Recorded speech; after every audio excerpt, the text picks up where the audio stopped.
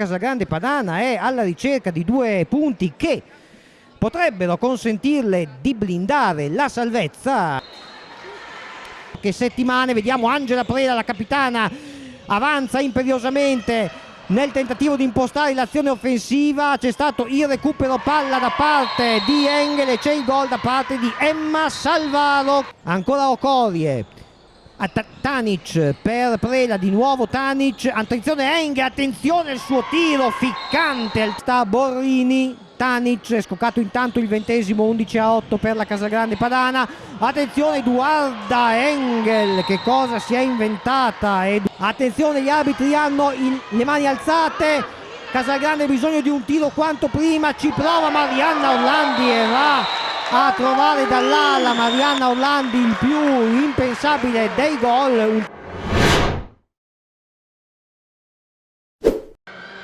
Lo svantaggio ha soltanto 2 lunghezze e intanto vantaggio ancora diventa di solo una, perché anche Angela Prela senza 9 metri già eseguito da Ifeoma Okorie. Vediamo Prela con la sua vivacità, serve bene Engel, Edoarda Marielle Engel, sono già 7 i suoi centri, niente da fare per la pur brava ed espertissima Elisa Ferrari, ma siamo già dall'altro lato del campo con Ilenia Furlanetto che va a siglare il suo 4 centro personale. Prela, ora ancora Edoarda Engel per Prela, Tanic, difesa biancorossa chiusa a riccio, ma attenzione, c'è un pericolosissimo varco per Giorgia Meneghini e Giorgia Meneghini ne approfitta senza indugio.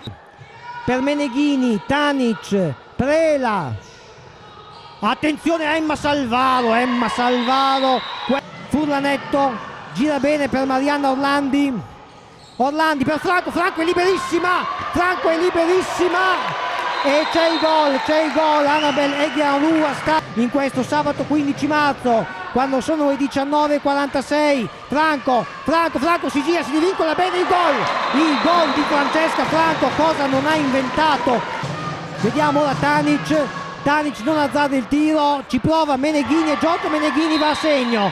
Giorgio del biglietto per chi è venuto qui e che ha sicuramente meritato la vostra attenzione. Furlanetto di sottomano non è arrivata al tiro, ma Okorie temporeggia sul pallone, 4 secondi, attenzione, Padova potrebbe andare al tiro, Tanic e Elisa Ferrari interviene, Elisa Ferrari neutralizza il tiro dell'ex di turno Maja Tanic e quindi non c'è più tempo per Padova per replicare. La Casagrande Padana quindi conquista questi 2 punti e si avvicina alla salvezza diretta.